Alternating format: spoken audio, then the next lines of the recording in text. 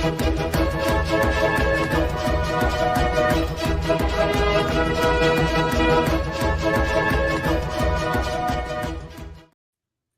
evening, folks. It is a slightly rainy New Jersey Monday night over here. My name is Scott Schertzen alongside Mr. Davion Bussey, and nowhere near the state of New Jersey is Mr. Robert Manning, who, by the way, is going to be quasi-running point on this one today because, as you may have seen in the thumbnail, it centers greatly around San Diego Comic-Con, previewing that. Someone who will be going to it has insider knowledge and all sorts of cool little stuff on that. So, gentlemen, how the heck are you? I'm here. I noticed that. I picked up on that, dude. I saw you were here. I looked into the camera and you were there. It was the most amazing. Technology is massive, isn't it, dude? It's crazy. Are you sure you're here? Are you sure I'm not seeing a ghost? You sure it's not AI? Yeah, right. AI. Exactly. It's AI, Davion.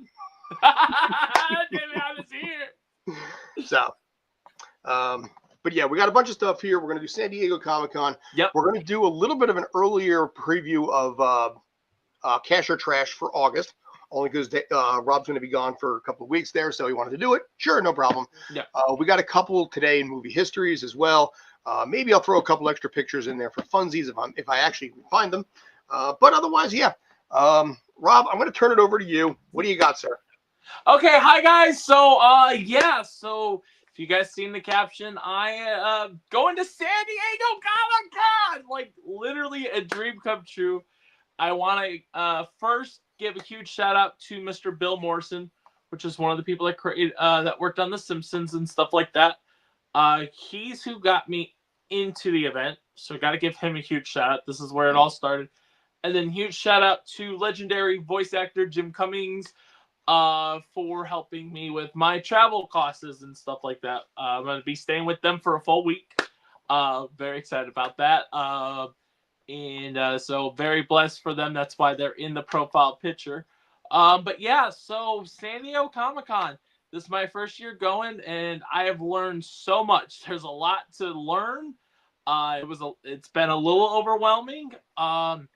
In trying to plan out things. Finally, the schedules was released yesterday, so I'm just gonna break it down a little bit of what I'm gonna do, and then majority of everything I'm saying is guaranteed that I am doing. Some stuff can be altered. Also, it depends on there's other stuff I'd like to do, but there's a thing called the lottery system, and what that means is you are given so many spots for each day, and you just put a couple spots for each thing you want to do, and you have a chance to be able to do it. That's how you get your the bigger signings and stuff like that they're going to be doing with different people and stuff. Like Daryl from The Walking Dead, Norman Reedus, he's doing a signing on Friday night. You know, they're doing a Simpsons one. So there's different ones that I want to enter in, but I've also been told, because I've been asking everybody information, they're like, do not submit your stuff until either the day before or the last day that the lottery closes, because they can add up stuff to that point. And once you submit all your stuff, you can't change it. So, but yeah. So, to start us off, so Wednesday night is preview night. That is the night that you want to go into the convention, maybe buy some exclusives before anybody else can on Thursday through Sunday. And one thing that I got blessed because somebody I put on I'm part of the this San Diego group thing. One of the things I wanted to go to was called the Paramount Lodge. And it's an event that's hard to get into, and tickets sell out. They're free, but it sells out right away. Well, the day it sold out, I put, hey, first time going, and is there anyone that can help me with a ticket? Person's like, hey, it's your first time going. Here you go. Here's a Wednesday for the 6:30 slot, which is great because they give away exclusives. I was told some complaints last year, depending on what day you got in, you didn't get any freebies and stuff because all the stuff was out, which makes sense because, you know, there's only going to be limited supplies of stuff. So we're going to get to do that on Wednesday. Then after that, we're going to go into the convention, go look at some exclusives, go meet some of the comic book people to get that out of the way. And then after that, which right now I have straight hair, but on Friday my hair gets permed. I know what everybody's thinking. You're cosplaying as Buddy, right? Yes and no. On that Wednesday, I will not be Buddy the Elf. I am going as Napoleon Dynamite, which I've cosplayed in the past because I am going to the Ready Player One after party, and they made an announcement the other day that, drumroll, Pedro, I don't know how to actually say his actor name, but the actor that plays Pedro is the DJ for the event. Nice. And they're bringing it's going to be a live performance of the song at the end of the movie. The band that did that song, the tetherball scene, the music that's played. Because this year is the 20th anniversary of Napoleon Dynamite. Okay, can I do something? Yeah, what's up? Gosh. Oh, Why? oh my God, dude. My gosh. Freaking What idiot. a freaking idiot. Tina, you fat lard. He wins. Eat your dinner. My wife has actually never seen Napoleon Dynamite. What? But she does know that line. Yes. Dude, my wife is so amazingly sheltered on her content. I have tried so hard to get her to watch stuff. Napoleon Dynamite, Avatar Last Airbender, things of that sort. And like, I just can't get her to do it. I had a conversation literally with somebody yesterday about seeing Avatar. I can't do it. I can't get her to do it. Like the TV show? Yeah, the Nickelodeon one. Okay. Oh, wow. I No, can't. don't feel bad because I tried to get coworkers to watch Tropic Thunder. I'm married to the woman. That's a different story, Day. You are not married to your coworkers, near as I am aware. You may feel like you are, given how much you work together. Yeah. But the reality is, no. You do not live under the same roof with your coworker. Praise Lord. Have I seen pretty much every episode of Law and Order at this point? Yes, I believe I have. Is it because of your wife? Have I learned more things about British history and Henry VIII than I ever thought I would in a lifetime? Yes, I have. Can I get her to see stupid things like Dragon Ball Z Abridged? No, I cannot. There is a massive shift here that needs to be addressed. Yes, there is. Anyway. But yeah, so we are going as Napoleon on Wednesday to this after party thing. It's something that happens every year. And so I'm excited. I got me some VIP tickets to get in, and comes with food and stuff like that with the VIP. So I was like, you know what? And I was looking up reviews, and they're like, if you're not VIP, you're probably not going to have a spot to sit. Yes, sir. Will there be tater tots? I hope so. But I heard there will be sushi, and that kind of sold me. All right. Yeah. Listen. I was like, sushi. Okay, fine. Here's my money. Take it. But yes, no, that would be funny. Hey, I need some tots. Okay, hey, Rob, hey, you need to get yourself on a big. I'm hungry, man. Get your own tots. You need to get yourself on a big movie film set. Then you will learn what catering is. Yeah. Yes. And I don't mean like one of these low budget things where you're standing outside in the rain for 19 hours and get $100. I'm talking the real shit.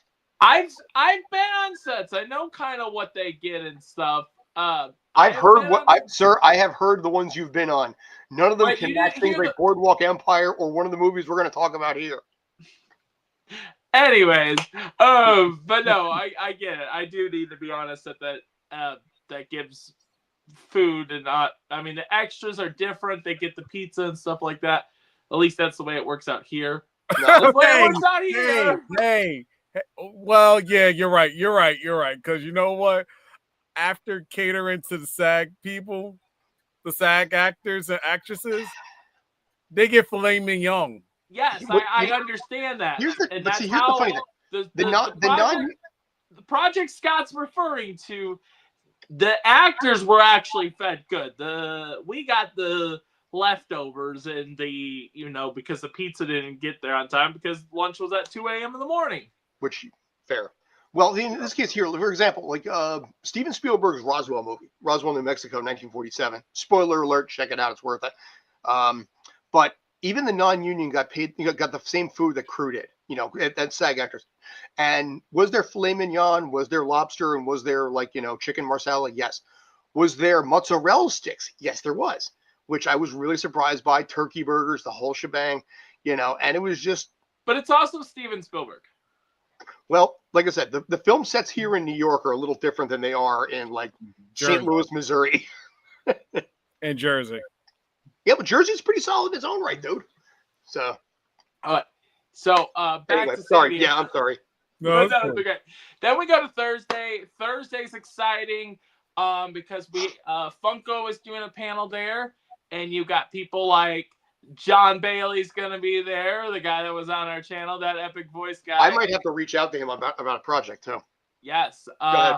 He's going to be there. I think, don't quote me, but I think we're going to see a Jeff the Shark Funko Pop, so that'll be cool. Because they got Jeff Bailey going to be there for that panel. Nathan Fillion's going to be on that panel.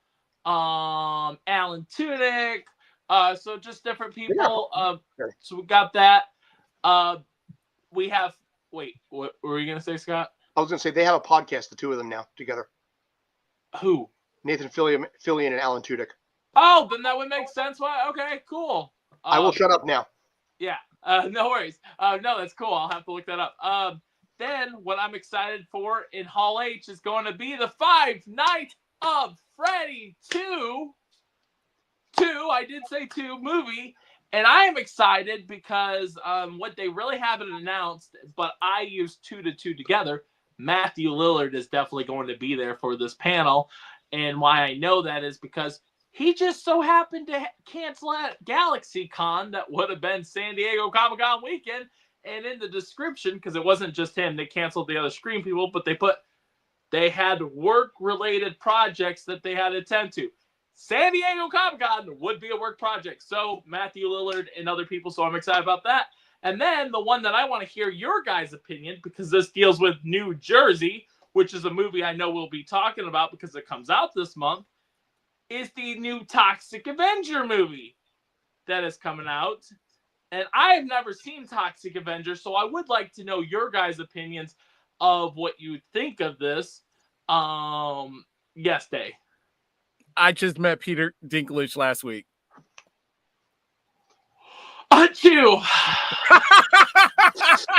Sorry about that. My hand is just I have the no F's to give.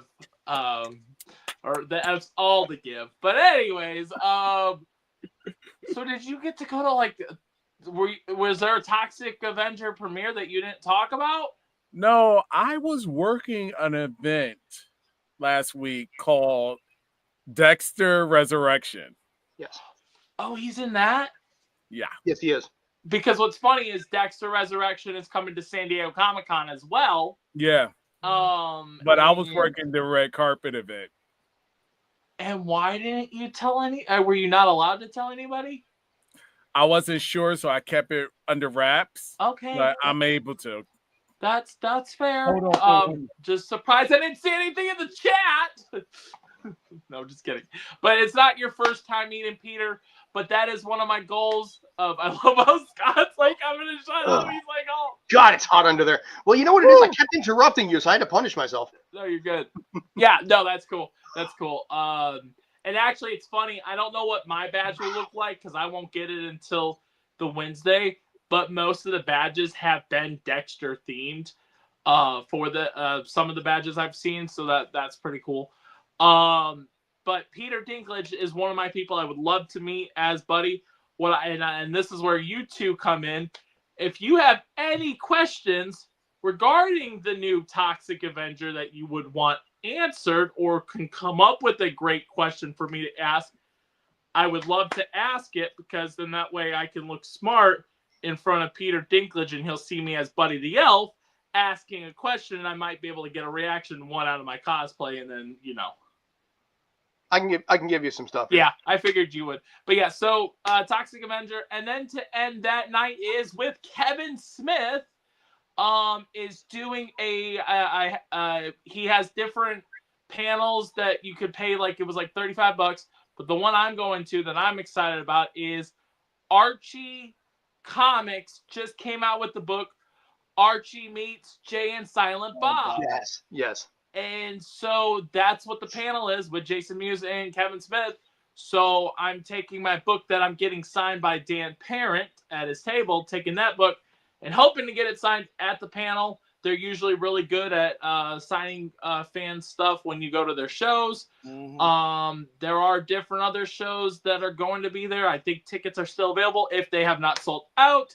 But there's 3 different ones. There was that one. There was Babylon. And there was another one. But I was only going to the one about the comics. Friday. Don't know what that day is going to hold, so we don't have anything scheduled. But Saturday, we got Fun Makers, which is from the creator of Funko. He made his own company called Fun Makers, and there's a special ticket event I'm doing. And then after that, we are going to be spending the night outside. And you may be saying, why would you spend a night outside if you got a warm bed at an Airbnb? Well, that's because Sunday in Hall H is the one, the only, legendary George Lucas is coming to San Diego Comic-Con with Queen Latifah and oh my God, and Del Toro. I'm gonna say his name wrong, and I apologize, but it's like Guillermo del Toro. bro. Yeah, that guy. You said Queen Latifah? Yes. With George Lucas! George Lucas! Queen Latifah! Jersey, man. Jersey, bro. Yeah, they're coming to San Diego Comic-Con, Hall H. So I've already made a group. If you are watching this and want to know more information, message me. We are creating a group to basically, the way I've learned Hall H is me equals 2 other people. So I can hold a spot for 2 others. So what we're going to do is we're going to create a group. And let's say there's 18 of us. 6 people have to stay in line, while the other 12 go take a rest. Go take a nap at your expensive $800 a night hotel. Then come back, switch with the person and stuff like that, because we're camping all night outside, so we can make sure to get good seats. And I honestly think, even though some people are saying, oh, Sunday's the more slower day, I think the entire place will, even though he's talking, because that's another thing. People say, well, what's the topic? He's talking about his museum that's coming out. I don't care that he's talking about the museum. To say that I was in the same room as the guy, and maybe a 1 out of a million chance that I may get to meet the guy, or maybe be able to grab a selfie or something, I will take that risk. It's George. And yes, I love Queen Latifah too, but I'm really a Star Wars guy. I'm like, but yeah. So anyways, So basically you're excited because he did Howard the Duck. Yes. I actually forgot about that. And actually, thank you for reminding me, Scott, because I will bring my Howard the Duck #1 to try to get signed. I do have something I'm going to have to look into and find out if this is accurate. Okay. But I believe Toos, the YouTuber that's best known for Star Wars Theory, may be there as well. Okay, yeah, let me know. Because he posted, I haven't seen it yet, but he did post something about meeting George Lucas. So he might be at San Diego Comic-Con. If he is, I'm going to try and get you connected with him as well at his panel or his booth, whatever it might be. Because Toos has about 3 million subs. Yeah. We've done with bigger. I mean, obviously with James Rolfe or, Dan from Game Grumps or, anybody else that we're working on in this case. So that would be the one thing that makes sense to me, because I don't know what other event George Lucas would be going to, but yeah, that would be, yeah, definitely. What is your official title for this event? Do you have one? What do you mean? I mean, do you have an official title for the event? I mean, hobnobber with Winnie the Pooh or what? Oh, do you mean like are you meaning like the event title that for the panel for Hall H or what? No, for you personally. Do you have a title? Okay. Basically be Buddy. Okay. All right. So, yeah. All right. The only day I'm not Buddy, like I said, is Wednesday. Wednesday I'm Napoleon Dynamite. Besides that, Wednesday through Sunday I am Buddy Thursday through Sunday I am Buddy the Elf. Speaking of Winnie the Pooh, Jim Cummings has a panel. I forgot we have that as well. So right after I do the George Lucas thing, I'd have to recheck, but I think it's at 1:30. Winnie the Pooh has a panel, and I should have had all that information. It's like 6 check my Facebook because I posted it. Robert Manning, I did post it on my page. But come find him Thursday through Sunday at booth 501. That is an entrance A. So entrance A, you're just going to go forward. It's right there. But he'll be signing all weekend, Thursday through Sunday. And for anyone that's wondering how much he's charging, give me 1 second. He is charging $80 for 8x10s, $100 for fan provided items. He's doing voice recordings and all that. Yes, Dave, how can I help you? No, I was just pointing at you. Yeah, we're just giving you some love here, man. Okay, yeah. And he does have a panel discussing villains with one of the people that have animated a lot of projects and stuff. But all the information, go to Jim Cummings' Instagram. It's on there. And the unofficial. Oh, another thing I want to say that's really cool is the unofficial San Diego blog follows me on X, and that's pretty cool because I was like, what are the odds they would ever follow me, especially with this might be in my first year? They followed me because I was like, yo, Jim Cummings is coming to San Diego Comic-Con. So they followed me and they messaged me and they're like, hey, do you have a source on your information? I'm like, I do research for his podcast. And they're like, okay, that's fair. Because do you have a source for this? Yes, myself. Yeah, I'm like, I have the source. And they're like, where's the source? And I'm like, I have the source. Here's a picture of me playing Monopoly with Winnie the Pooh just to prove that, yes, I worked there. And then another exciting person that I am excited to see is Ming Chen will be there. So it's always good seeing Mr. Ming. Yeah, we got to talk to Ming too. And so, yeah, we're excited. That's just a little of what we got going on.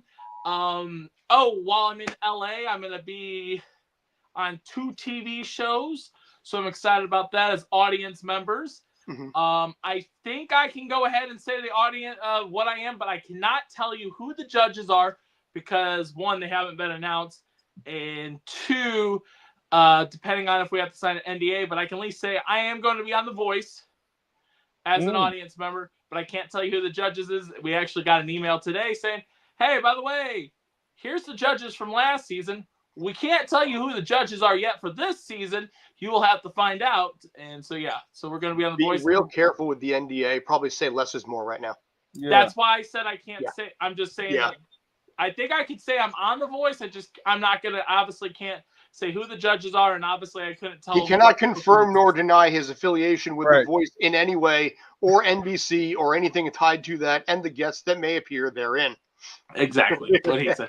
And then we're going to be on Reba's new show as an audience member. You won't get to see me, but you'll hear me because she's got the style like the laugh track like you would see in Friends and Seinfeld and stuff like that. She's got the look. And then the other exciting thing that we're doing while we're in LA is I will be Buddy the Elf, and I am going to the Ed Asner Neurodivergent Family Center to go meet Ed Asner's son, Matt, which is who runs it. And if y'all don't know who Ed Asner is, that why he keeps showing up on my Facebook as people you don't know? What? Is that why he keeps showing up on my Facebook as people you might know? Because he's my Facebook friend. That's why. Okay. But yeah, that's Matt Asner. And yeah, he is or obviously he's the son of Ed Asner, which was the voice of Carl from Up. And obviously Santa Claus from Elf, and a bunch of other projects. He was in Cobra Kai for a couple episodes, or in that one episode. He was Cosgrove in Freakazoid. Yes, which there's a wonderful interview on our page that we talked to a certain guy that voiced the Freakazoid. Hey, cut it out.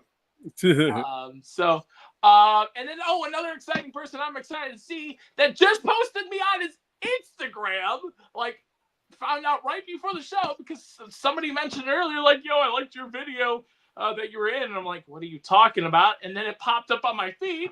Butch Hartman posted me on his Instagram / Facebook from when I just interviewed him at GalaxyCon, which is a interview coming soon. He had his people film me while we were filming him, and it's the drawing that he did of me, at the con, and I yell, Santa, I know him, and he's like, I may need to be asking Santa for a new earbuds, or hearing aids for Christmas. And so yeah, he just posted me. So it's crazy timing, the fact that we'll be seeing him next week, and he just posted me on his social media. So but yeah, so that's just a little for San Diego. I won't be here for the next 2 Mondays, but when that third Monday comes around, or maybe I'm probably going to be too exhausted. So probably on the third Monday, we will talk about and see the different stuff that I actually got to do, because like I said, I haven't entered it into the lottery at all. So that's going to be just additional things that I get to do that are possibilities. But big take is I want to meet Peter Dinklage. Yes, I know, Dave. Now you've met him twice. You suck. But you know what? It's okay. But that's not the only person I met. That's okay. I don't care who else you met.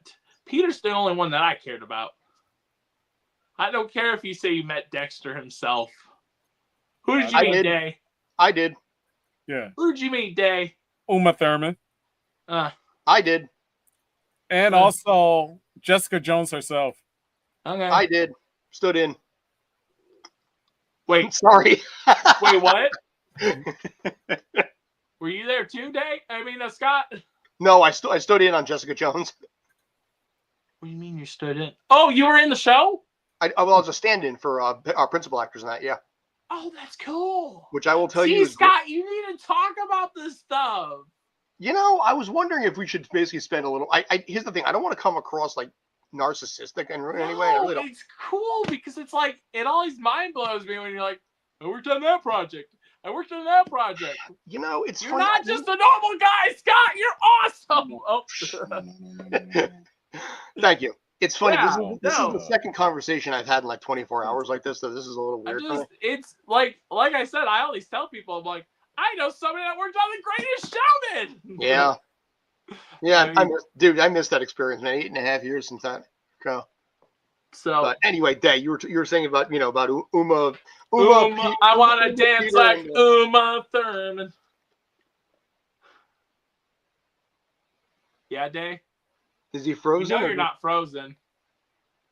If he's frozen, you should let it go. I'm not gonna do that. I'm not gonna finish that. Yeah, you should let it go, Day.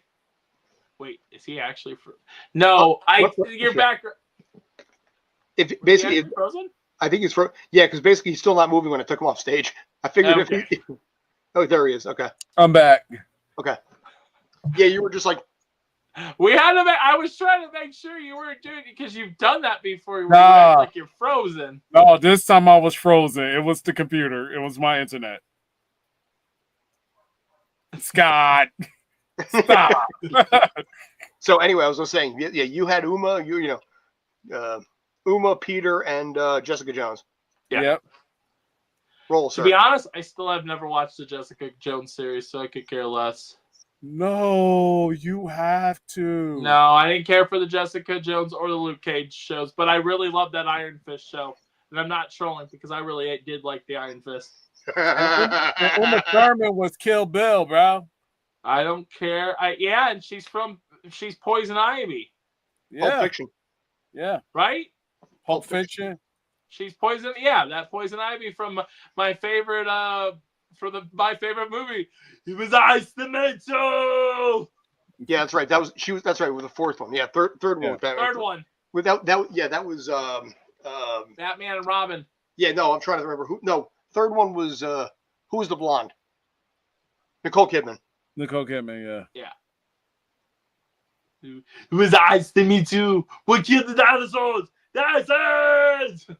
Joel Schumacher has publicly gone on record and apologized for that movie.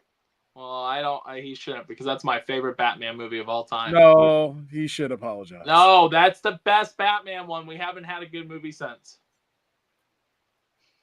Okay, we had Batman Beyond: Return of the Joker. We had Batman Begins, which was okay. I meant Dark Knight, which won an Oscar. And of course, the one that basically kind of started my stunt career, I may add, Dark Knight Rises. Took a sprain. It was a good movie, Scott. It was going great until I took an arrow to the knee, or in this case, a headbutt. There you go. But yeah, well, I love my Batman Robin. I'm That's not fine. going to apologize. You listen, you can love it. It's perfectly fine. It Yeah. has a certain camp feel, which I think a lot of people find enjoyable. And Don't make me pull out my Bat credit card. I don't go anywhere without it. This is why Superman works alone. Yeah. All right. I think we've exhausted that one enough, gentlemen. Yeah. Yep. So there we go. So San Diego Comic-Con, look forward. Follow me on Facebook. I'll be posting a bunch of pictures. We'll post some of the pictures on the Streampunk. If I meet somebody really, really cool, we'll get them posted on the page. I know the guy that works on the page, so I think we can make that work. Okay. All right. So, what do you guys feel about doing a pair of today in movie histories? Yeah, let's do it. Let's do it. Okay. So I'm going to start with a harder one first, I think. Ooh. So, it is a movie that is mostly known more for one specific scene than the movie as a whole.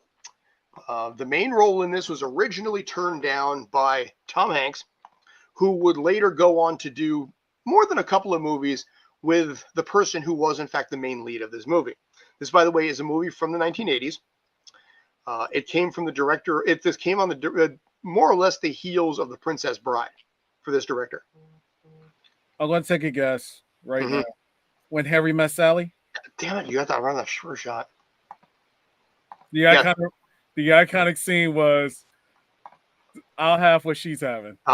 Which was spoken by whom? I forgot. Rob Reiner's mother. Wow. So, in Harry Met Sally, and Rob, let me know, have you ever heard of this film before? I think I have it on VHS, but I don't think I've seen it.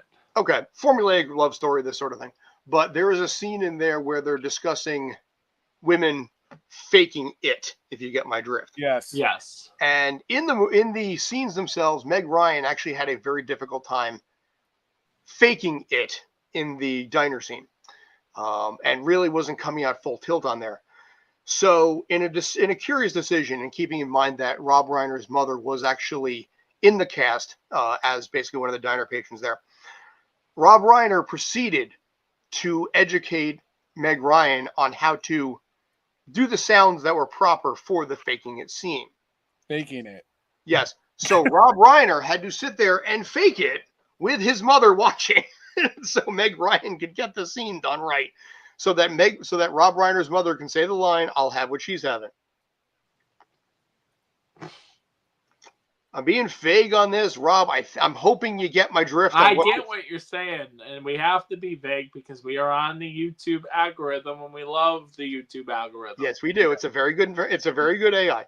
Yeah. It already sort of copyright blocked the video of mine earlier today from seeing Weird Al Yankovic last night in concert. So, but wait, they blocked your own video? Well, they didn't block the video, but it won't be monetized. Oh. Because in this case, he was sitting weird. I saw Weird Al Yankovic last night. I was gonna say that's another thing I wanted to talk to you about today is your Weird Al Yankovic. We can get to that. We can get to that. But yeah, because I posted a video of him doing Like a Surgeon and Eat It. Yeah, it actually got demonetized because it was copyrighted content that was being sung by the guy in a concert, but an amateur video, which is really funny. So, but yeah, we'll talk Weird Al maybe a little bit later. But I know Scott is shocked about that one, that he didn't expect me to get that. No, I didn't. You know, I wondered if that made it too easy. What was the giveaway, by the way? I think when you said the movie that had an iconic scene, and you said Tom Hanks was supposed to take that leading role. Interesting. Okay. No, but it was easy for me because I'm a kid that grew up watching HBO throughout my life. I had a boring life, ladies and gentlemen.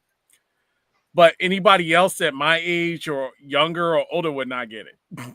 Yeah. All right. So I'm going to make this a little more vague. I'm going to make this a little harder here. But we have another movie that came out in theaters today. Not going to say the year. Don't want to make it too easy. But this particular movie, the lead that won an Oscar, the lead that ended up winning an Oscar for this role. But he was not ideally the first choice. The first choice to play this role was initially Adrian Brody. Also as a possibility, Paul Bettany, pre-Vision, and even Steve Carell was in talks to play this role that went to a different actor who ended up actually winning an Oscar. Another character that was a supporting character in this as well was nearly played by Matt Damon instead of, in this case, Aaron Eckhart. Anything yet, Di? Mm-mm. Okay. It is a sequel, in fact. And Is this The Dark Knight? Fucking balls. Orgasm. There, I said it. Ha! As soon as you said Aaron, the first thing I thought of was the Dark Knight, and then you gave it away by saying sequel. I'm like, oh, this is The Dark Knight. Yeah. By the way, I got one before day. Let's go. by the way, do you know what Matt Damon? Matt Damon. Yeah. Do you know who Steve Carell was in talks to actually play? Commissioner Gordon? Nope. Not the Joker. Yeah. Oh, really? Because he was riding high on The Office at the time. So we could have had, in some weird multiverse, we could have had Steve Carell as the Joker. I'm not okay with that. Well, you're probably okay it didn't happen. Yeah. Well, I meant I don't think the movie would still be talked about if that was the case. Probably not. No. Paul Bettany. I'm gonna say something that's a little morbid. I think one of the reasons why this movie did get more popular is because, or at least got a little bit more publicity, is because Mr. Heath Ledger did pass away in the process of this movie. Not saying that's the reason why it's still good to this day, but I know that did help with people wanting to go see it because it was his last movie. But I do love this movie. This besides Batman and Robin, this is my number 2. I don't think this was Heath Ledger's last movie. Yes, it was. It was? Unless there was something that was released right after, this was he passed away in the middle of shooting this movie. You sure? Yes, I'm 100% sure. I know my history on Mr. Heath Ledger. Scott, can you? I'm working on it. Because some people that I know that passed away, the movie that you saw doesn't necessarily mean that was their last film. They even said he passed away in the middle of filming this. So they had an extra at the end for that scene. No, that scene was already filmed. Oh. A lot of times the way movies work. Wait. 2007, a movie called I'm Not There. 2008, The Dark Knight. 2009, The Imaginarium of Dr. Parsoness. Yes, that was already filmed before Heath Ledger. Heath Ledger passed away on the set of, or not on the actual set, but I know he passed away before the movie was done wrapped. So basically, they filmed this first, you're saying, and then held it. Yes. He died during production. The latter duration of the role was recast for certain scenes to show physically transformed versions of the character within the Imaginarium, including Johnny Depp, Jude Law, and Colin Farrell. Unless he was filming both at the same time. By the way, for the record, okay, Heath Ledger, passed, and they replaced him with Johnny Depp, Jude Law, and Colin Farrell. 3 people that were all, by the way, in Fantastic Beasts and how to whatever them. Wait, Johnny Depp was in Fantastic Beasts? Second one, yeah. First and second one, yeah. Oh. And then when they replaced him. It was originally Colin Farrell. And I don't remember who, basically the character was, but Colin Farrell was really Johnny Depp in disguise. And then Johnny Depp was, basically took over the lead, and then was the main baddie in the second one. And then he was replaced with Mads Mikkelsen. Oh. Because of what was going on legally with him at the time. And Jude Law was a young Dumbledore. Right. So weirdly enough, these 3 guys. That's crazy. But yeah, I know he was, because I've seen documentaries talking about the experience with Heath Ledger and stuff. But anyways, so The Dark Knight is the movie that happened. All right, I'm going to add some more Batman related things from that trilogy if you want. Sure. Yes. These are just facts, by the way. Nothing. All right, let's do it. But before he landed Iron Man, Robert Downey Jr. was in talks to play Bruce Wayne. He was also going to maybe be Doctor Doom. Or he auditioned for Doctor Doom in the original Fantastic Four, even though that's got nothing to do with Batman. Well, yeah, but I'm saying in this case, actually, no, Yeah. I'm sorry. But yeah, that was one possibility there. Also, Sir Anthony Hopkins turned down the role of Alfred Pennyworth. Oh, wow. Yes. I would have been okay with that. I would have been okay with that. That would have been interesting. So instead of Michael Caine, it would have been Anthony Hopkins. Yes. Kate Winslet. Go ahead. Oh, sorry. No. Go ahead. Go. Okay. Anthony Hopkins, y'all all know him for Silence of the Lambs. Or Thor. Or Transformers 5. Yeah. Because I haven't seen Silence of the Lambs, but I've seen Thor. All right, fair. It is before your time a little bit. Yeah. Well, I don't do horror movies either. So. No, it really wasn't. It's not really a horror. It's more of a Silence of the Lambs is classified as a horror movie. It's more of a thriller. A thriller. It really is. To me, It's not. It has horror backdrops, but it's not. It's not a horror film. It's about trying to catch somebody. Thriller, no. But it's a thriller, which can be horror category too. Yeah. But anyways. Also, Leonardo DiCaprio almost played John Blake in Dark Knight Rises, but he decided not to have yet another character from Inception in the movie. So he was supposed to be the Robin or the Batman replacement. Yes. And Kate Winslet almost was Miranda Tate / Talia. But interesting. But just to point this out and just confirm this, I just want to make sure we're on the same page here. This is a no to this Joker. You're saying that this would not have been a good Joker in Dark Knight? Like, to be honest with you, I will be intrigued and interested to see what type of take he would do for Joker. You know, this is why basically in the multiverse theory, you know, I would travel the multiverses just to see what this would have been like. Yeah. But yeah, Steve Carell was publicly vocal about trying to win the job as Joker. He really wanted the job. I would, you know what, just for him being vocal about it, I would be really intrigued on his interpretation of the Joker. No, thank you. Can you guys hear me? Yeah. Okay. But no, thank you. No to Steve Carell. You want that meme of no, God, no. But first, let me blow up the city. No. Maybe if it was like the 90s, like part of that, like, you know, how we got the goofy, you know, like those kind, but no, he does not fit the tone for the serious, even though Heath Ledger's character is a little jokester, but not really. It's more like messing with your head kind of. I don't think Steve Carell could do the performance that Heath Ledger gave. Joker is chaotic evil. Yeah. Right, and I don't think Steve Carell has it. He's too goofy. But you could be goofy and chaotic evil. I just say, if you're making a movie that's going to make people laugh, yes. I don't. Steve Carell's not the type. Unless you want to maybe make him like a goofy Riddler, you know. I don't see him. Now that probably maybe that could have worked. Yeah, but that could have worked. I could see almost like a Cesar Romero sort of Joker. That's what I was saying. That's why I said more goofier. Yeah, because Cesar Romero was a goofy Joker, and even though Jack Nicholson was a good Joker, his was kind of goofy too. Well, in fairness, though, he had nothing to compare it to.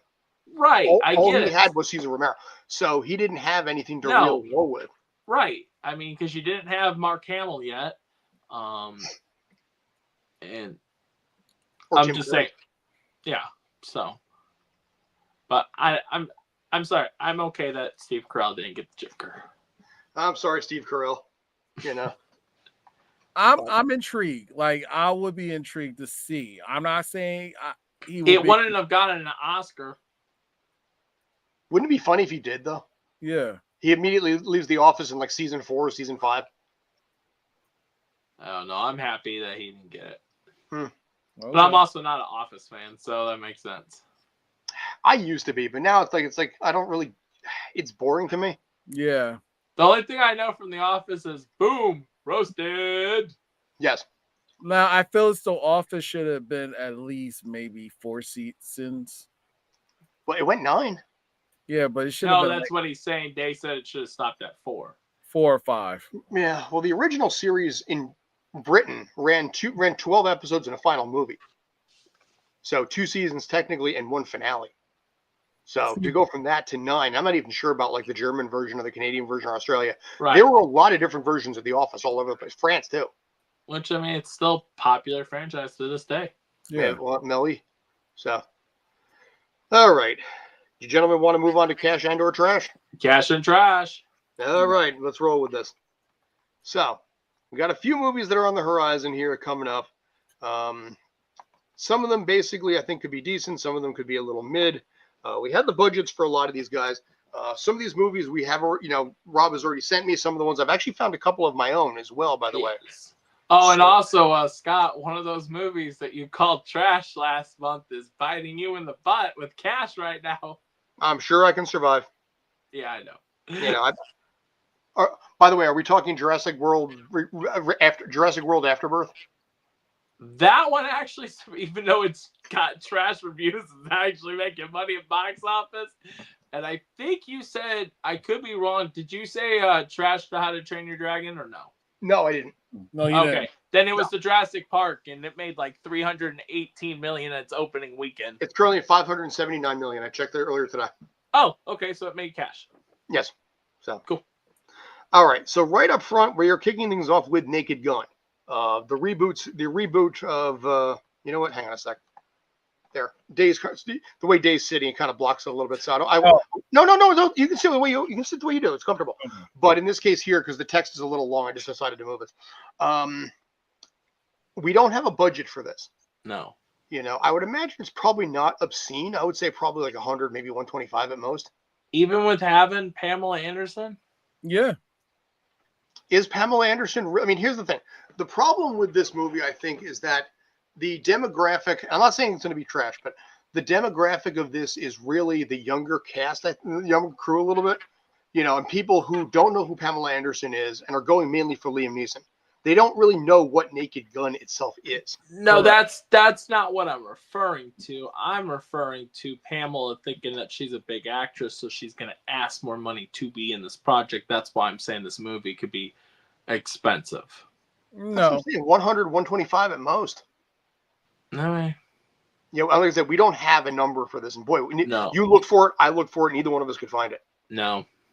So, but now it did say like the first original Naked Gun filmed for like 12 million and made like 158 million or something like that. Yes.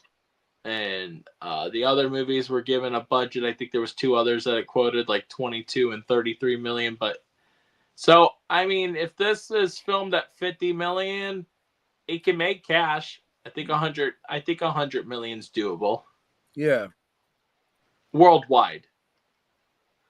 I feel like I'll go as high as 250 for cash. So wait, hold on. Are you saying? Sorry, let me clarify that. If basically I will take it if it's 125 million. Okay. I will say 250 will I will say it will make at least 250. In which case I will say it's cash regardless. Okay, yeah. Then that's If the budget's higher than the 125, then trash. Okay. I can agree with that statement. What do you say, Day? By the looks of it, they didn't put out how much the budget is, but going by from the past Naked Gun movies, and it wasn't that much money, and they still bank. Different era, though. I know. I think, to be honest with you, just because people are curious, I'm going to basically say semi-cash. Yeah. And when's the last time we've had Liam Neeson on a project that's been in theaters besides the Taken movies? Men in Black International. Yeah. And that was kind of a weak one. That was actually we don't talk about that movie. We don't, no. Yeah. So what are we saying? Basically, I think we all said cash as long as it's a reasonable budget. If budget's under 125, you're saying? Yeah, if budget's under 125, then we say cash. If the budget's over 125, we say trash. All right, I can work with that. Just making notes. So Right, Dave? You agree with Yeah. that statement? Cool. cool. All right, moving on to highest to lowest.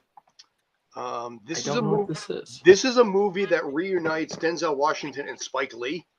Oh, He is a music producer that is being blackmailed and has to go on I believe it's actually filmed in real time, hunt to try and save his son. I think if I remember that correctly. The reason I'm a little fuzzy on that is because I only did one day on there, and Denzel was there. Actually, Spike Lee too. Now, this budget, by the way, I told you Denzel Washington is the lead here. This budget is $35 million. 35? 35. And I would believe it having seen Spike Lee work. I could absolutely believe that. Wait, how much money? 35 million for an entire Denzel Washington movie. Oh, wait. Cash. Yeah. Now the question is this going to selective theaters or is this a worldwide thing? Oh, I'm pretty sure it's going to be worldwide. I mean, dude, you got Denzel and Spike Lee. So I get that. I just haven't seen any advertisement for this movie at all. It's coming out in mid-April. I'm sure it's going to get some love, but you mean mid-August? Yeah, probably. I don't remember the date. I think it's coming out towards the end of the month. But I did one day on it. It was weird being in Denzel's presence. I'd never had that before. Spike Lee. Did you get to meet him? We shared we swapped eye contact, but I mean he was very chill. He was just kind of like just talking to people, but he had the Denzel aura you would expect. Right. Yeah. Where it was like, and again, for me, I don't get starstruck often, but I kind of did there. Yeah, you got starstruck with him. That's cool. Yeah, it was kind of neat. So I would do anything to actually sit down with Denzel and talk. I actually basically fist bump Spike Lee. But did you know? Huh? Did you? Yeah, at the NBA draft when I was working that. I was gonna say, who's Spike Lee? I think he's faking that one. No, I'm 100%. I know I'm gonna get tagged, but who is Spike Lee? By the way, I have to respond to something that starts with fuckberries. So, Day, I'll let you handle this one. All right, Day. Oh God, why? Okay, is he in movies? Is he a basketball player? Yes, Spike Lee is a legendary film director. Oh, director. The one that did Do the Right Thing. He did a lot of films that was pro-black film that I would know. Do the Right Thing. The what? The thing? Do the Right Thing. Do the Right Thing. I don't think I've seen that. Wow. Then he did another film that was called what was that heist movie? Oh God.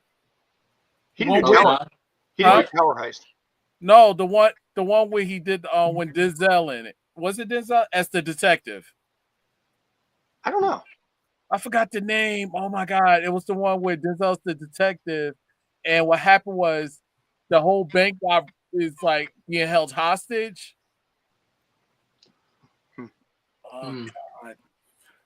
But nobody got killed. Okay. People got killed, but they didn't get killed. I forgot that. It's a lot of movies that Mo Better Blues. So he's a director. All right. Yeah, he's a director, but he did make cameos in his films though. Spike Lee is also known for being a very fast director. All right. So some of the stuff that he's done, he would have 8-hour shoot days. He would start at 10 a.m. be wrapped at 6, and it would happen. If the best way to know what time you're going to be done on a certain night is to find out whether the Knicks are playing at home. Mm-hmm. He is basically the New York Knicks' most famous celebrity. Yeah. Out west, you got Jack Nicholson with, like, say, the Lakers. He is the equivalent. So kind of like a Kevin Smith director, and what I mean by, because I know Kevin Smith likes to wrap things up real fast too. Yeah, probably faster though. Having experience with both, Spike Lee is faster. Okay. I think in the turnaround time, I think Kevin Smith is faster because he does his own editing. Right. Like Steven Soderbergh's kind of pretty quick that tape too. But Spike Lee is a marvel to work. You don't mess with him. You don't get in his way. Let him do his thing. But boy, he just flies, man. He knows what he wants. Okay. Well, cool. So I know Denzel Washington. That's the name that I do like. I haven't. He's that Equalizer guy that basically was in that was not tied to that TV show with that person from Jersey that Day likes. Matter of fact, I don't even think Rob will get this movie, Ricochet. Oh yeah. No. Oh god. But no, my favorite Denzel Washington is Man of Fire. Okay. That movie's so sad. Malcolm X. Never seen it. That's right. Yeah. Oh. Before your time. Wow. Yeah. Before his time, though. To be fair, that was like 92. Yeah. Okay. So, all right. All right. So we all agree cash on that guy, right? Yeah. Sure. If it's going all over, we'll say 70 million's good. Yeah, I think it's an easy sell. This is an unfortunate cash. Why? This is this is 20 million, which is so absolutely low. You got back 20 million. I think I got back 20 million. Yeah. So this is an unfortunate cash. I'll be honest. I love the original, but I'm sorry. This is one sequel that you could tell is a cash grab that had no business. Nobody was asking for this to be a sequel. Nobody. Exactly. They should have just kept it. They're trying to mix the Gen Zs with the older fans, and I'm sorry with this. Yeah, but kids nowadays, like, who the hell is Lindsay Lohan? Right. Well, no, what I was saying mixed with the Gen Zs is because they have these two younger actresses that are the ones that swap bodies with these. The plot is they swap bodies with these younger kids, and they got like the cell phones and the TikTok and, like trying to make it more relevant to today's time. And I'm not really looking for, even though I love Jamie Lee Curtis and I love Lindsay Lohan, I'm just not, the first one was good. And it needed to just stay as what it is. Yeah. But unfortunately, like I said, when I looked up the budget, because I was going to tell you trash today, but when I looked up and it said the budget was $20 million, I'm like, unfortunate cash. Unfortunate cash, yeah. They should have never made a sequel. I'm sorry. No. I'm going to go out on a limb and I'm going to say it will be cash. No, we all. You had no choice. Yeah. But I think it'll get a little bit of a fondness memberberry thing going on. So that's the thing. Yes, they're working on the nostalgia berries and the people that grew up, because now the people that were my age and I could say my age that saw this as a kid have a family of their own. I don't have a family, but somebody about my age would have a family. Now can take their kids and go see this movie. So it's going to have one of those kind of things to it, but yeah, I don't know. I don't think anybody was knocking at the door saying, "Where's my Freaky Friday 2?" Yeah, nobody wasn't.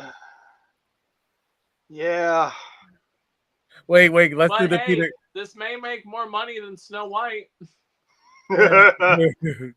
Wait, let me do the Peter Griffin. By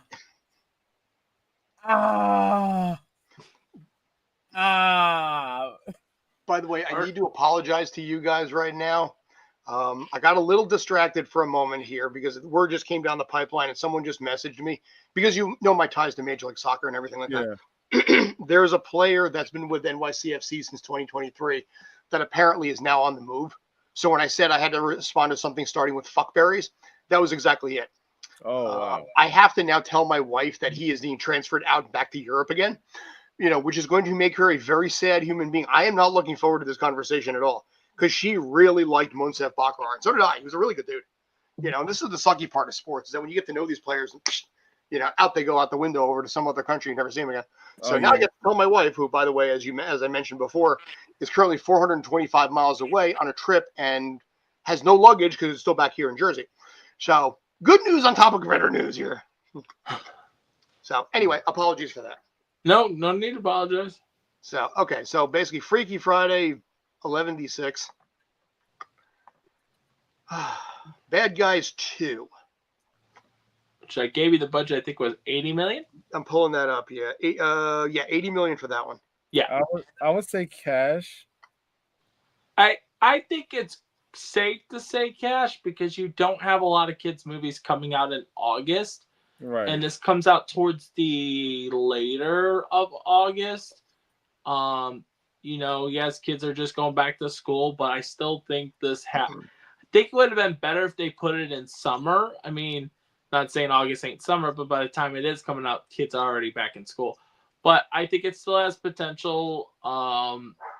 This is one of those movies that you do have a lot of adult films that are coming out this month, so you could drop your kid at the theater. You go see that while you go see Naked Gun, maybe, or while you go see Toxic Avenger that we're about to talk about, or the Denzel Washington movie. So there's other movies that, so I could see it doing cash. The first one did pretty good, and I liked the first one. First one made 250, by the way, in case you needed that. Okay, so I mean, I'll say 250. I still think, even if it making 250, it needs to make 160. So the first one, and usually the second one can do better than the first. So, and so I say good. What sucks is I almost applied to be at the red carpet of this, but unfortunately it'll be too late because I don't get into LA until 11 p.m. on Monday, and that's when the premiere of this is, on Monday in LA. Okay. Well, you just go in early. No, I can't go any early. My plane doesn't leave until 6:30. Okay. Well, go a couple days before. So. Yeah, because I could just change my flight, Scott. Sure, why not? You got this, man. Ladies and gentlemen, Toxic Avenger. Toxic Crusader. Toxic Crusader. Okay. I'm intrigued. I'm gonna put it like that. I do have one question before you guys give your answers. Okay. Why? Okay. Did they shelf this movie? Why is it that it's saying like on IMDb that this movie was? If you go to the IMDb, you type this in, it says 2023. Was it shelved and now it's officially coming out? Why is it saying that it was from 2 years ago? Certainly possible. Yeah. Because I just didn't know if you guys knew anything. Because, yeah, when you go look up Toxic Avenger on IMDb, it's stating 2023, even though it comes out in theaters next month. Let's see. Well, actually, okay, interesting.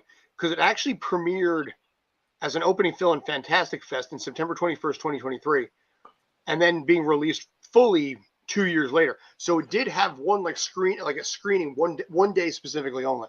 And then so like one of the film festivals, basically. It was a film festival movie, kind of like Napoleon Dynamite and stuff like that. And so it was showed once, and it got basically greenlit where they were like, okay, let's put this in production, and then actually put in theaters. Okay. As you guys, I've seen the trailer. Have you both seen the trailer of this? Yeah. Yes. So with you guys, and I know this affects you guys too, because you guys are New Jersey guys, and I know this is your New Jersey. Correct me if I'm wrong, but Toxic Avenger is from New Jersey, right? He takes place here, yeah, Tromaville. Yes. So watching the original and then watching the trailer of this, does it do it justice? Is it something like kind of like the Freaky Friday? But There, you go first. No, Scott, you go first. All right, I'll go first. It's different. In this case here, it's more designed to be more horror than like comedic slapstick. Correct. It's a lot darker a storyline than the original. The original one, he falls into radioactive ooze while wearing a tutu, and then he just kind of goes around, solving crime with his mop.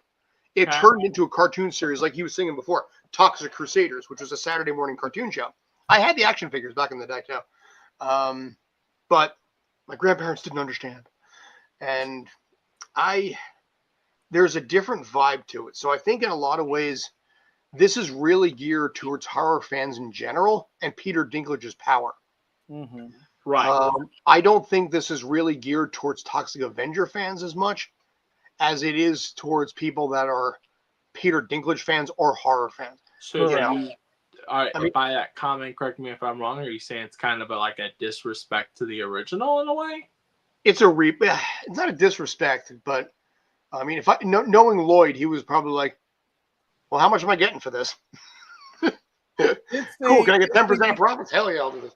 The best way to put this is it's a different take. Yes.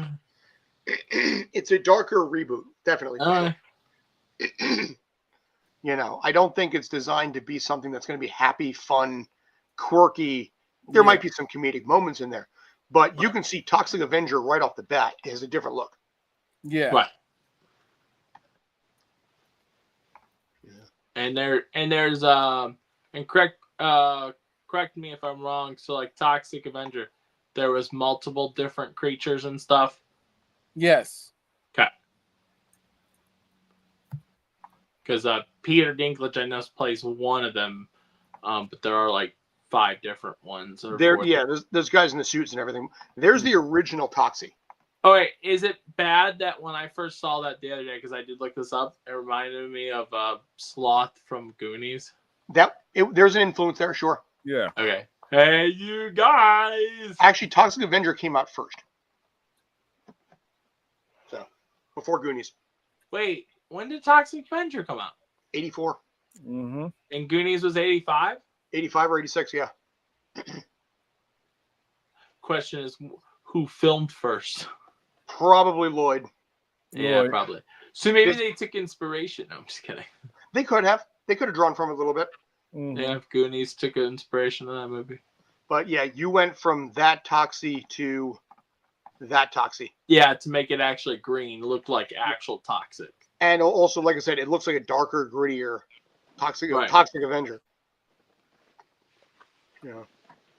Well, but it would need 400 though. Can it get 400 is the question.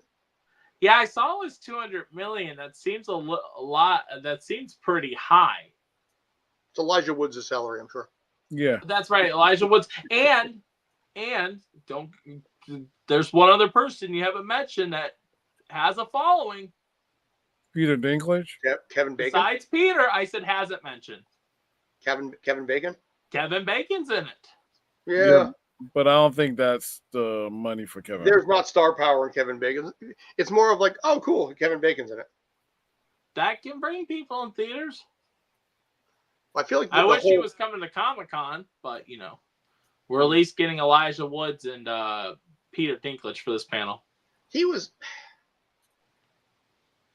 Kevin Bacon never talked. Okay, this is going to sound crazy. Kevin Bacon smelled weird.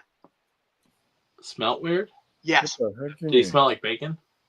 No, but he had a weird scent to him. You know, back on that show, The Following, that he was doing with the kid that played Iceman. He smelled like pork. No, he was not bacon. That's why I said pork. But okay, you know, smelled like steak. My bad. Scrolling over to end stream. Not that, no. But no, it was like I said, there was a weird. I don't know. I couldn't figure it out. Just, you know, maybe it was something like the wardrobe he had or something. Wait, what did you work with? With Kevin Bacon? The Following. Oh, were you following him? That was on 5. Yeah, on Fox. So my first Golden Time was actually The Following. So if you smelled him, does that mean you met him? Yeah, I guess so. I'm 1 degree. Yeah, you are 1 degree. I did that show. I didn't do it crazy, but probably 4 or 5 times I think I did that show. I forgot. That means we're all 1 degree away from. Even though I'm 1 degree from Kevin, we're all 1 degree too. Then. Yes. Yeah, we all degrees. Yes. All degrees. but anyway, yeah. So like I said, that's Toxie. What do you think, guys? So I don't know if it has. I don't know if it has because it's like right on that cusp. Because you saying like, okay, so I say what will help me is when I go to San Diego Comic-Con and I'm at this panel, this will let me know if this is going to be cash or trash, depending on because this is supposed to be a Hall H panel. And anyone that doesn't know Hall H holds about 6,500 people. Okay. And they're not showing the movie because it's only an hour-long panel. So it's literally to talk about the movie. It's a Q&A and stuff like that. If that entire thing is actually packed and filled and actually booked out, I could say cash, because those people, because if you times like, I don't know, $10, I mean, but just a fraction, because, you know, I don't know. I could see it doing cash, but 400 is actually kind of stretching it. Is this getting a world release, or is this US only? I don't know, actually. That's a good question. Because I don't know if it can do cash in American domestic only. Here's the thing: if it gets a worldwide release, I don't think it's going to make a difference. Because because you got to realize some countries may get offended. You know what? I'm going to say cash. Oh my gosh, my dog just gave me a hard time. I'm going to say cash because we want to meet Peter Dinklage and cash. So we don't want to upset the guy, the angry elf. No, I met him a couple of times, so I'm going to say. You're going to say trash. No, I'm going to say cash because I'm a Toxic Avenger fan. I want it to do well. But are you okay that it's more of a horror movie and not a campy feel? To me, either way, I still got love for the character. Okay. But here's the thing. That 400 is like... It's pushing it. Yeah. So I'm going to say semi-cash on this one. Well, you got two options here. You got cash or... No, it's cash, but I'm just thinking semi. He's saying it's cash, but it's barely going to make the cash. Yeah, see, I don't know, man. I think 400 is a little too high. I'm going to be honest. I'm wondering, is it a bunch of CGI and it's not practical effect, and that's where the budget of $200 million comes? I mean, why has this movie got to be so expensive? It could be a lot of CGI in post. Yeah. Because is any of the stuff actually practical? I have no idea. I don't know enough about that one. Because, I mean, if the stuff is all like, if they didn't actually work on the makeup and stuff and it's CGI, I know CGI can cost a lot of money. Because the only reason why I'm saying semi is the audience. Yeah. That's the thing. They don't have the love for Toxic Avenger like me and Scott. Yeah. I don't think it's going to do it. I don't. So Scott's saying trash, and I'm saying cash, but I will go ahead and say cash, just for the hopefulness that it'll make cash. I just don't know, like you said, I don't know if the names Peter Dinklage, Elijah Woods, and Kevin Bacon have enough movie theater power. Because some people may say, I'll just see this when it comes at home, you know, because now we got the whole streaming thing, because the movie will come to your home in less than a month. Or you just got the Trauma app. I don't know what that is. I don't think anybody has a Trauma app. You don't think so? Nah. I don't think so, Brian. But, so I don't know. I'll go ahead and say I'm going to say cash, but I technically have until August 1st to change my answers. So when I go to San Diego Comic-Con, there may be a comment that'll get featured. Actually, what will happen is if I see them live and I'm able to comment, I'll be like, trash! It was amazing. Oh my God, this movie was the greatest movie of all time. Like I said, we'll probably get to see a clipping, I think is what they normally do at these. I would think if you're going to have an hour-long panel, I don't think you're not going to at least show a clipping of the movie that hasn't been seen. They're going to show at least a clipping for y'all. They're not going to... They won't show the whole movie because, like I said, the panel's only an hour. Probably going to... so they're probably going to show maybe 15 or depending how... Or 20 minutes of the film. Something like that, and then have a Q&A section and stuff like that. And yes, I'll be messaging Scott, or Scott messages me. I need a good question that's going to knock the socks off. Or just a question that you want to know in general. Well, I think we have someone whose opinion in the movie is going to be very accurate. Sad about that. Nice username. And I like how that's our first comment in the entire hour and 14 minutes. Yeah, it's kind of sad, isn't it? Yeah. I advertised this show today. What is that? Weird Al. Oh, Weird Al Yankovic. Oh, And- he sang his Star Wars song. And he's singing "I'm Fat." He ended with that. Nine minus Anakin guy, maybe Vader someday later. Now he's just a small fry. Left his home and kissed his mommy goodbye, saying soon I'm going to be a Jedi. Soon I'm going to be a Jedi. So we had that one. Did he by chance sing his? Oh, he sung Amish Paradise. Yes, and if you also look at the artist in the back too, if you notice, they're dressed for the part too. Right. Oh wow. Sorry. Go ahead, please. I was gonna say, did he sing the Spider-Man song at all, or no? He did. He did. Sing us a web. You're the Spider-Man. Spider-Man. Oh yeah. My gosh. See, you got to see Weird Al. Thursday, I get to see Wu Tang, Wu Tang, right. Wu Tang, Wu. Oh yeah, weren't we supposed to get one of the artists on here? Yes, he's been waiting. So I'll set it the thing up. Huh? What do you mean he's been waiting? Okay, definitely will. Just let me know, dude. No, you listen. Here's the rule on this. You said it. We figure it out. Okay. Yeah. And also, I got a female actress that's want to be interviewed for. You remember the movie Queens of the Ring? Yeah. Yeah, she's one of the actresses in the film. Not to be confused with the show that we have on Tuesday night on the Combat Channel called Queens of the Ring, by the way. No, the movie Queens of the Ring. How about Denise and Cher on that? Yeah. So yeah, Dave, the way that works is you ask them what their schedule is, then you text Scott. He's free on Mondays. Okay, then have him on the show. Basically just book it. Don't worry about it. We will figure it out. It's what we do. Okay. Just an idea. See if he's available next Monday and just have him on the show. I won't be here, but that's fine. I can ask him when I go to the concert because I think he's going to be there. Yeah. And if it doesn't fly there, we'll just, like I said, it's more important on this side to just have it set up. And don't worry, like I said, about my schedule and any of that. Yeah. You the hardest part is locking them down for a time.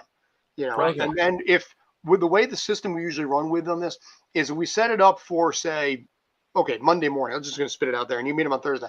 Tell him, we'll follow up over the weekend. We'll send you the link and see if there's any questions you may have at that point. I deliberately send the link about 24, 36 hours prior as the confirmation to remind them the shit's happening. Okay. It is a very systematic thing that I do in this case here. So I use the Zoom link as the confirmation. Gotcha. So. And then usually, like, if, for example, Scott's not available or something, and then, like, it'd be like, then Scott would put it in, like, the group chat. Say, hey, who would be able to interview, because we've done stuff like that. Kyle came and helped me interview the guy from Elf, Mark. Yes. I was in France. Scott was in a whole new world. Without you. He was in France. So he's like, I'm literally going to the airport. Good luck. By the way, you want to see something? Sure. Yeah. Can you see it? No. No, it's the same picture. Yeah. Okay, hang on a sec. I thought that was going to work. How about that? Yes. So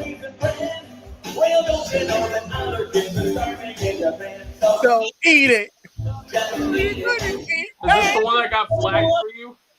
I love it.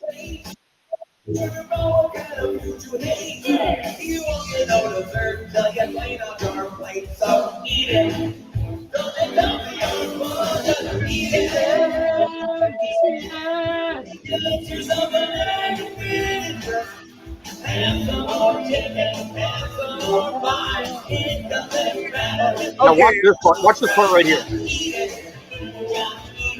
How fast he flips.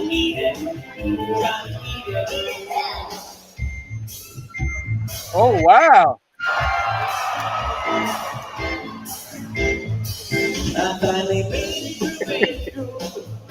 They flip so fast like that. That is awesome.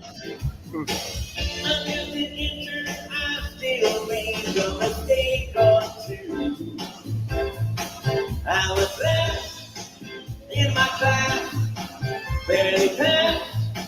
I began to know you more.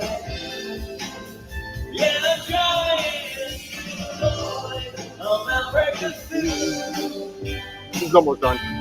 Hey, like a surgeon, cutting for very first time.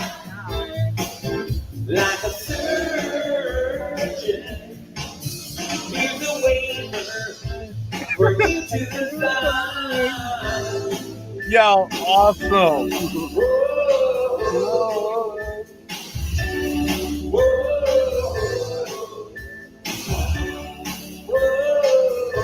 Yo.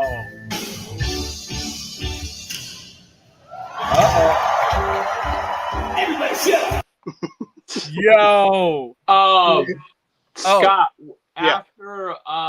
after this. Oh wait, which channel is that posted on our channel or where's that? Yes, posted? it is. Yeah, post it. It's posted on the Stream Punk. Uh, Okay, then I'll just then I don't need your help with that. I'll just go save the video. I'll go post it on the TikTok. sure. I have other ones also if you want them. I never posted them. Yeah. If you want links, like I said, I deliberately uploaded them to my garbage channel, so I can send them to Robin up in Maine too. So. All right, yeah, send them to me, like the videos and stuff. We can post them because stuff like that. Even though I'm gonna say it's not the best quality, but even with videos like that, they still get views on TikTok. Sure. Listen, that's okay. Yeah, but in this case, if you watched, like I said, how fast they wardrobe change, especially with bigger stuff. So when he would flip into like Amish Paradise or things like this, at worst, what would typically happen is they would basically go dark. They would play clips up on screen of various things that he's done in the past, or things like when Family Guy would mock him, or things, just anything out there to distract you, and then bam, he would fly out in like the Amish Paradise outfit, or the Jedi robes, or the fat suit. It was one of those things where you're sitting there. It was almost like a Taylor Swift concert, where it's just flipping from one wardrobe to the next. Right. It was really impressive. And I sent you something. I'm what's the email for? What's that? I sent you something. Have your email on the screen? Oh yeah. By the way, you want to talk about that too? Yeah. Yes. So yeah. Annie Tomo, by the way, basically, yeah. Let me pull up the thing first. So yes, if you need to get a hold of Scott, go to scott.churchland@streampunk.com. So Annie Tomo. Blow up his emails. No, I'm just kidding. Soshite kare wa hontou ni subarashi no namae. I'll take two of what he's having. So, Annie Tomo. Ladies and gentlemen, yours truly is going to be doing a workshop for people that are interested in voice acting. And it's almost pretty much people that are interested in anime, Japanese culture, voice acting and animation, like dubbing, knowing about certain figures, arts, all types of Japanese culture at the at your hand. They got Japanese food that is Oregato.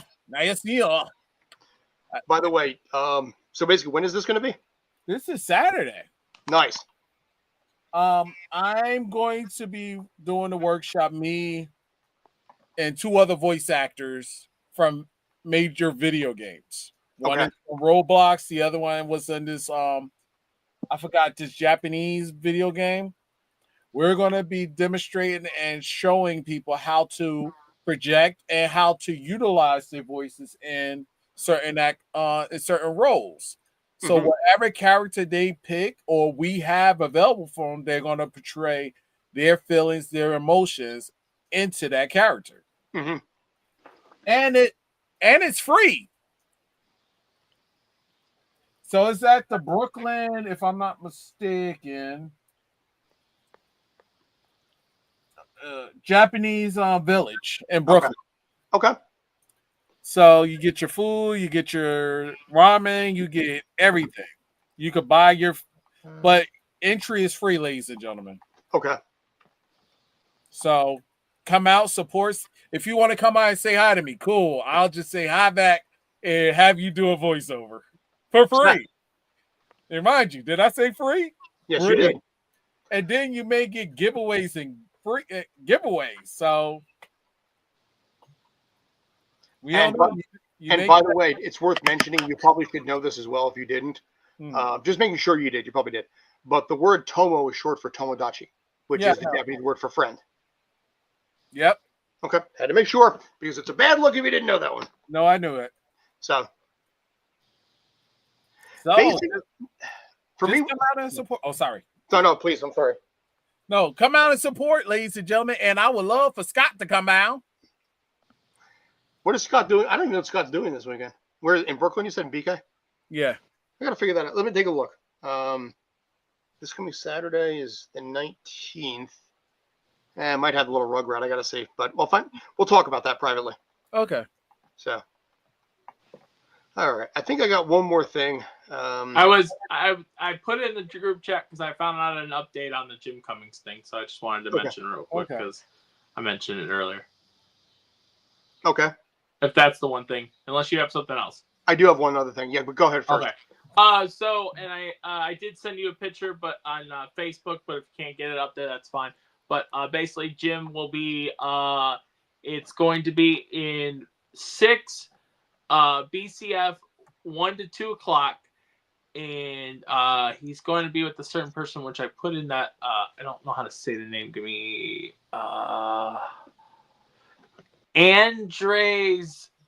I don't know how to say the last name, but he worked on a lot of different projects and stuff of animation and stuff like that. So if you're going to San Diego Comic-Con, go see Jim Sunday, 6 BCF 1 to 2. Nice. All right. I got one last thing. We got a nice little shout out today, by the way. Oh. Yes. We had done an interview with a Gen X comedian named Dan Regan. Yes. So I'm just going to play this for you. Is that the one that was on the Americans Got? He recently won America's Funniest People. Yes. We stayed in contact, things like this, and this was something I didn't know he was going to do. So I just want to throw this out there, and I want to share this out now. Can you guys see that? No. Or did I always forget to do that? Okay. Actually, we'll do it. Yes, now we see it. There, we'll do it the old-fashioned way. Okay. So I just want to play this real quick because it was a nice little touch that he did. I'm going to show you a video of me getting caught off guard. This was at the end of an interview I did with Scott Chertson for Stream Punk Cinema. The interview was over, but the cameras were still rolling, and this is what happened.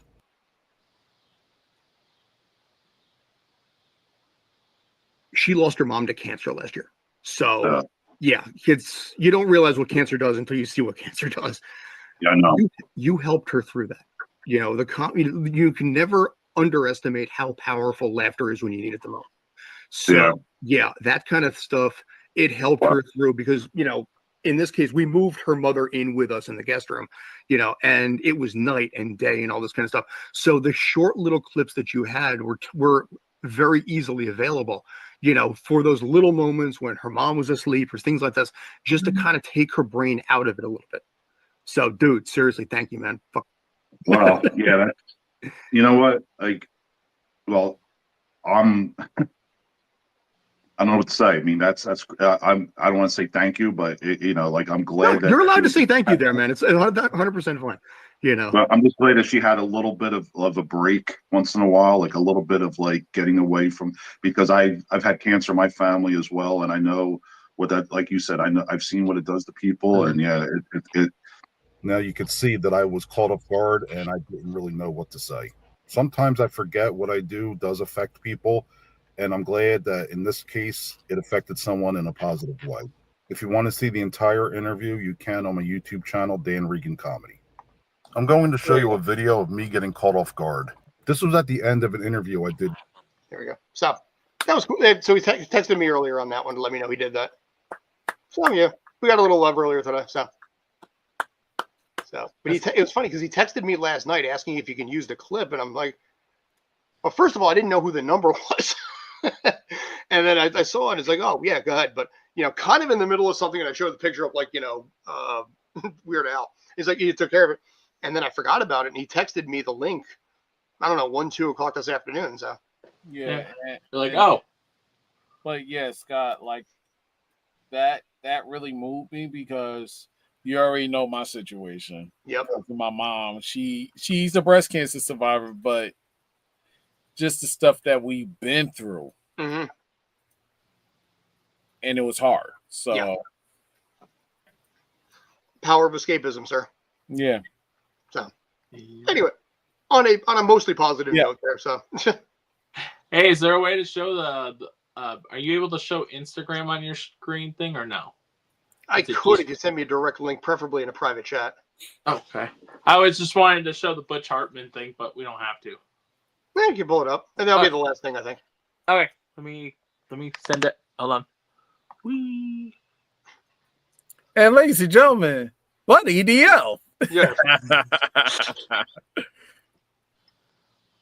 But Puddles the clown. Actually, yeah, opening. It turns out to be opening for Weird Al, and this entire tour that he's got is this weird, like, macabre clown called Puddles Pity Party, and it's bizarre, man. And I was at a wrestling event, so All right. Is that I meant in the private chat. oh, that was a oh, this chat. My bad. Yeah. Hold on. So My bad. I didn't realize. yeah, because in this case I got to bounce between Yeah, screens. you're good. So, There. Bam. thanks. My brain when you said private chat went to our chat.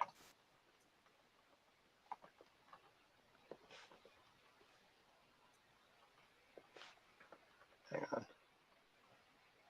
Let me do this right here. I'm going to do something a little odd. Bear with me on this one. I'm doing it. all right. So Isn't just that to all let, you do, Scott, is odd things? No, I'm just kidding. Pretty much, yeah. yeah, just to let everybody know, the address for the event is going to be at 934 3rd Avenue, Brooklyn, New York. Okay. Copy that. So, all right. Merry Christmas. Santa! I know him.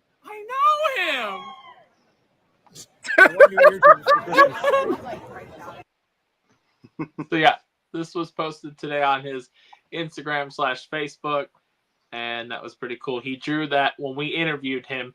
He was drawing a picture in the interview, and he's like, he told his camera guy, he's like, I'm gonna put this over Buddy's face, and yeah, so.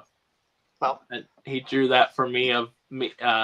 He said his style is the Fairy Lad Parents, but the eyes are not giving me Fairy Lad Parents style. But I'm still appreciative of the guy. I love Butch Hartman, and I'm excited to see him next weekend. So, well, we got the issues resolved that we needed to resolve, so it will be up Wednesday as normal. So, woo! Good, perfect. I told you timing. behind the scenes a couple of things were going on, but No, it's so cool. Like the fact that he just posted it literally today, and then we're posting our interview on Wednesday, and then I'll be seeing him next week. So it's perfect timing. yeah. So yeah, perfect. So. All right, sir. Anything else? Go to the movies. Go watch. F1 was really good. Oh yeah. I really enjoyed it. The only thing that was disappointing, which I don't know where I thought it was a true story, but I thought it was a true story and it wasn't. Yeah, no, it wasn't. I could have swore it was advertised as one. Somewhere it was advertised. And I think I'll have to go check when we were doing a review on it. When me and Scott were talking about it the one week, I think Day wasn't here. I could have swore. I don't know. I'll figure out why I thought it was a true story, but it wasn't a true story. But besides that, it was a good movie that kept your attention for 2.5 hours. Nice. It's a 2 hour and 35-minute movie. So go to the movies. Go watch anything but dinosaurs. It already made its cash, but it wasn't a good movie. I was told by a lot of people. But supposedly Superman's good. So there's that. Nice. Yeah. So All right. But on that note, that's Davion. That's Scott Churchson. And I'm Robert Manning. And this is